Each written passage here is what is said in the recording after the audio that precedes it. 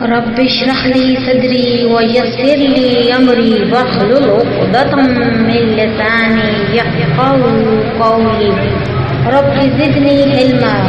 اسلامی غذائی میں خوش آمدید۔ امید کرتی ہوں آپ سب بہن بھائی خیریت سے ہوں گے۔ روزہ نہ ہونے کے باوجود اسلامی بہن کا روزہ دار کی طرح رہنا کب واجب ہے؟ بعض اسلامی بہنیں دو مسئلوں کو مکس کر دیتی ہیں اور انہیں یہ سمجھ نہیں آتا کہ روزہ دار کی طرح کب رہنا واجب ہے اور کب نہیں۔ روزے کے دوران اگر عورت کے ایام مخصوصہ شروع ہو جائیں تو اس کا روزہ ٹوٹ جائے گا، مگر اب وہ کھا پی سکتی ہے۔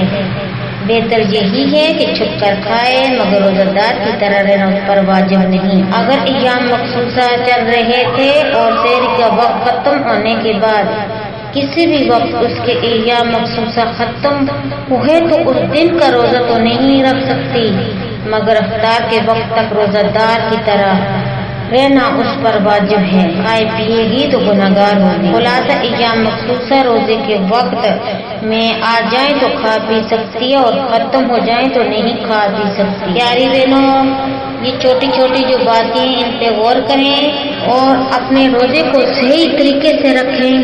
پھر ملتے ہیں نئی ویڈیو کے ساتھ۔ اپنا بہت سارا خیال رکھیے گا۔